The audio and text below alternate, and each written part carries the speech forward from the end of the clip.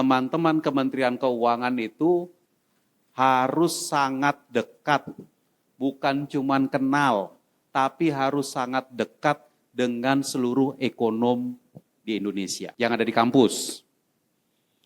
Kalau waktu dulu zaman saya kepala BKF, pernah kita bikin pertemuan di mana local expertnya duduk samping Kanwil Perbennya.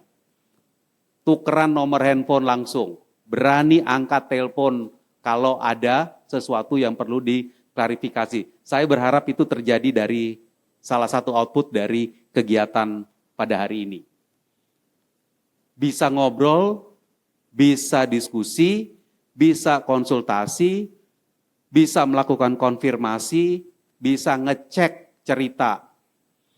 Jadi kalau tiba-tiba ada video yang aneh, angkat telepon kepada Kanwil Perbendaraannya, itu beneran itu ngomongnya kayak begitu. Dan kemudian kita bisa menyampaikan apa sih yang sebenarnya disampaikan, apa sih kemarin yang betul-betul dipaparkan di Badan Anggaran, apa sih yang kemarin disampaikan, bahkan paparannya pun silahkan. Kalau sudah paparan di komisi di DPR, kalau sudah di Badan Anggaran di DPR, silahkan disebarluaskan.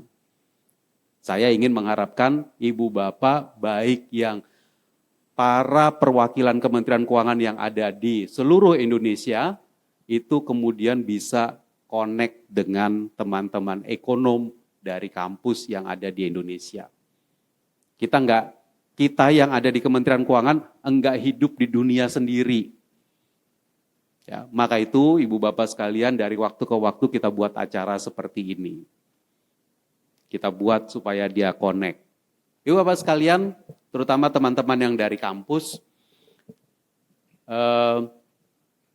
beberapa bulan yang lalu, Menteri Keuangan dan saya kita diskusi, dan salah satu diskusi kita itu kira-kira gini.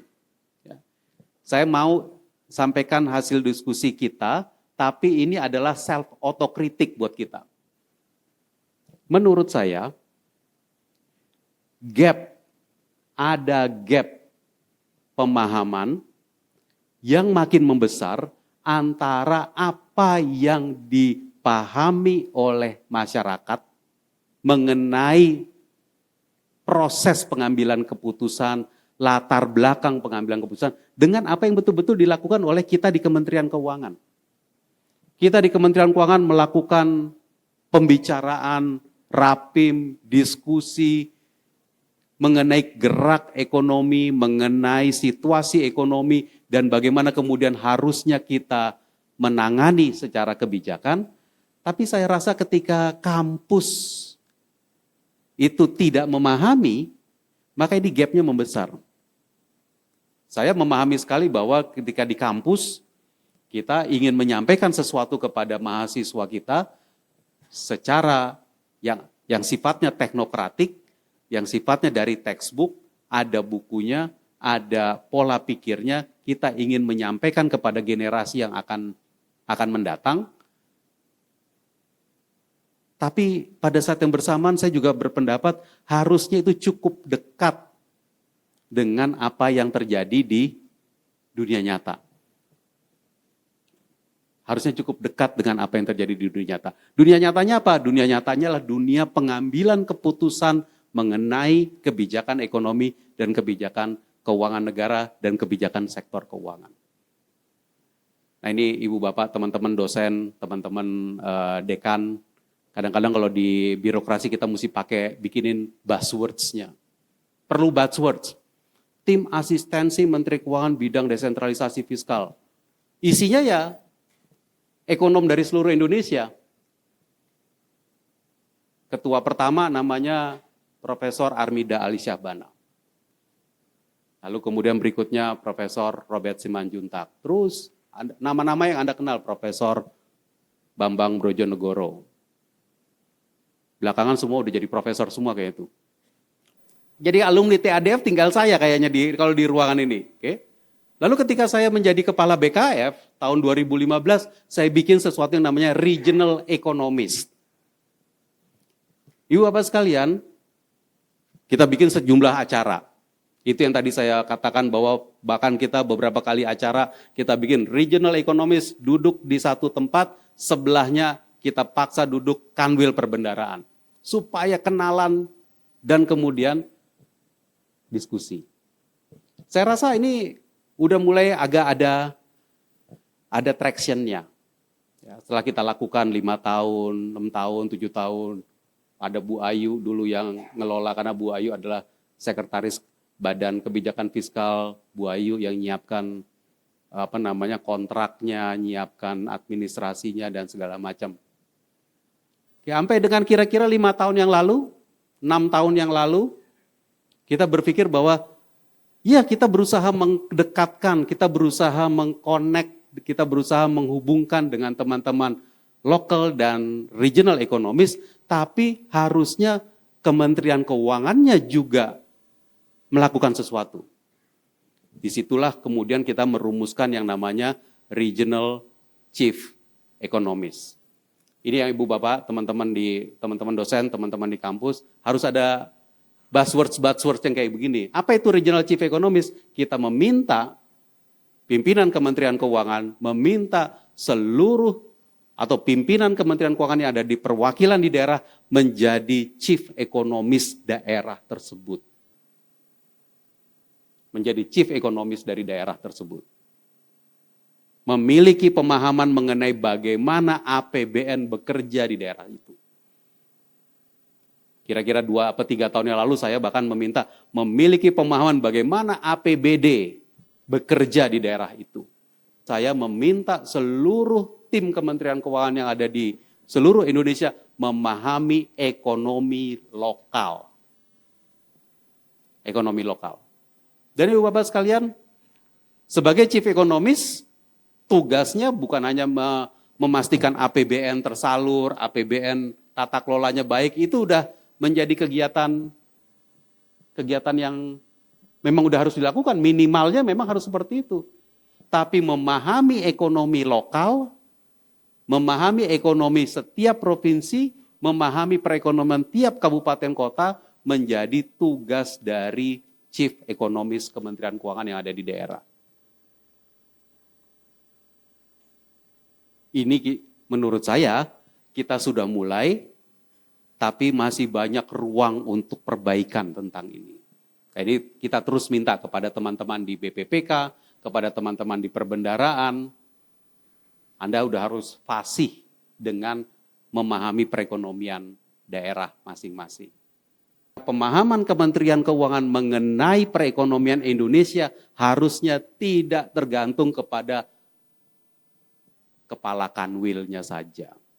Ini harus menjadi pemahaman yang sifatnya institusional. Ditinggalkan di kanwil itu, ditinggalkan di perwakilan Kementerian Keuangan itu, ditinggalkan di provinsi itu, dilanjutkan oleh pejabat yang berikutnya.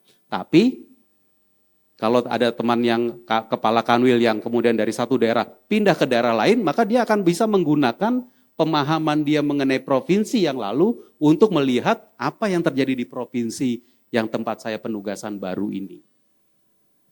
Ini menjadi tantangan yang luar biasa. Jadi kita di Kementerian Keuangan perlu terus memupuk itu, tugasnya BPPK, dan dari waktu ke waktu ada di sini yang moga-moga bisa kegiatan seperti ini bisa melanjutkan pemahaman kita yang lebih baik itu. Coba kita buat satu program lagi tambahan, yaitu kita semangati Kementerian Keuangan dengan seluruh universitas di seluruh Indonesia untuk bikin pusat studi keuangan negara. Oke. Pusat Studi Keuangan Negara. Saya punya beberapa harapan tentang pusat ini. Pertama, harapannya saya kembalikan lagi kepada dongeng saya yang paling pertama tadi. Mempersempit gap. Mempersempit gap. Mendekatkan apa sih yang terjadi di Republik Indonesia dari sisi keuangan negara, apa sih pola pikir yang dipakai merumuskan kebijakan, dan kira-kira kita bisa komentari, bisa dukung, bisa kasih pertanyaan, bisa kasih pendapat. Saya nggak minta ibu bapak yang di kampus untuk selalu mengatakan hebat. Enggak. Tapi saya minta ibu bapak yang di kampus bisa mendudukkan apa yang kita hadapi dengan apa yang kita rumuskan secara kebijakan. Saya bisa kasih kepada ibu bapak sekalian, setiap kebijakan yang kita ambil pasti didasari oleh suatu konteks. Dan ketika kita bicara mengenai konteks, konteks itu tidak pernah hanya satu perspektif. Tidak pernah. Konteks kebijakan selalu multi perspektif. Bahkan perspektif yang jangan-jangan ibu bapak sebagai orang kampus atau akademisi nggak suka ngomonginnya. Karena nggak jarang saya mendapatkan komentar, Pak, Kementerian Keuangan itu kok kalau bikin paparan selalu depannya kondisi ekonomi global. Jauh banget Pak kondisi ekonomi global itu dibandingkan nasib saya yang sekarang ini. Saya membutuhkan income tambahan. Gap, ini gap. Ini gap yang mesti kita isi. Pak, kalau bikin kebijakan itu kok harus selalu politis? Bu, bikin kebijakan itu yang pure teknokratik, Pak. Betul. Tapi konteks politik selalu mengisi ruang pengambilan kebijakan. Nggak bisa nggak? Nggak bisa nggak? Ini gap yang harus kita isi. Kita isinya dengan substansi. Kita isinya bukan dengan sesuatu hal yang lain. Nah inilah yang menurut saya gap ini akan bisa kita isi, bisa kita perkecil kalau kita sering melakukan diskusi dan kemudian bahan-bahan yang ingin kita sampaikan, konteks yang dibicarakan di dalam sidang kabinet, konteks-konteks yang dibicarakan dalam Rapim Kementerian Keuangan itu bisa dikomunikasikan dan mendapatkan pendapat, mendapatkan komentar, mendapatkan respons. Bapak sekalian, ini yang kita maksudkan tadi kalau kita bikin pusat itu. Berapa hari yang lalu saya bilang sama Pak Sudarto, saya itu hampir yakin bahwa kalau di kampus, apalagi yang Fakultas Ekonomi, apalagi di Departemen Ilmu Ekonomi, itu pasti ada kuliah keuangan negara. Pasti ada kuliah keuangan publik, namanya bisa macam-macam.